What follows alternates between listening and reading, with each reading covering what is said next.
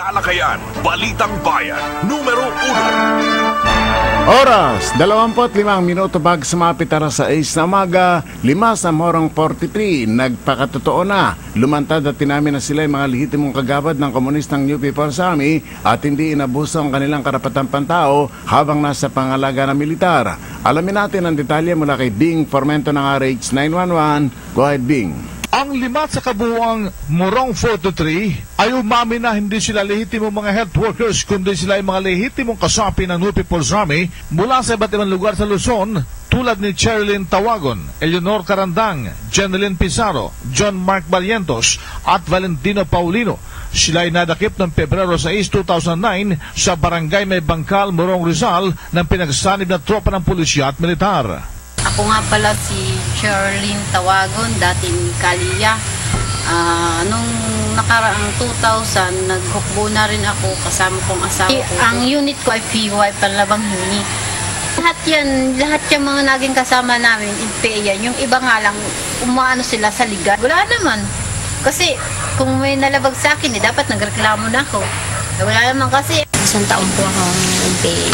Yan kami ng aming pinakahid ng asawa ko na kami yung ipadadalang medical. Kami ni Jeneline. Ayun daw ay ang sasabihin namin ay mga health worker kami. Yun yung ano namin sa Pandago umalis doon. Mga health worker ko no, pero mga kasama ko rin po katulad ko rin NPA. Ako po si Jeneline Pizarro from Mulanay, Quezon. Pagpatabog Mulanay, Quezon. Code ako po dati si Casey, tapos nag-astrid ako. Bago ako nakapunta dito sa Rizal, Rizal Bamburong, na-recruit ako sa estudyanteng kabataan. Nag-aral ako sa Peninsula Academy Private School sa San Francisco, Quezon. Doon ako na-recruit bilang aminin na natin sa sarili natin na tayo gano'n. Mga isang katulad ko rin, NPA. Kita naman. Ako si Valentino Paulino, kasama po ng Bulacan. Dating umikot sa Bulacan, tapos papuntang norte hanggang sa Zambales. Ngayon, bali nung ako ay maghukbo at makalmas noong 2003. Sa ngayon, dahil nga sa ipinapakita sa amin ng military, wala namang pang-aabuso na ginagawa sa amin. Yung magkong ipinapakita nila, yun pa rin, magbuhat noon na kami ay mapunta dito sa kampo.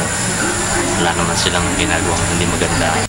Sa kasalukuyan, ang 5 ito ay nasa proseso na ng programang Social Integration Program ng pamahalaan matapos na kanilang lagdaan ang kanilang sinumpang salaysay na sila ay mga lehitimong kasapi ng NPA na nais magbagong buhay at makasama ang kanilang mga pamilya at makiisa sa ating lipunan. RH 911, Bing Formento ng DCRH Nationwide. Maraming salamat, Bing Formento ng RH 911. Samantala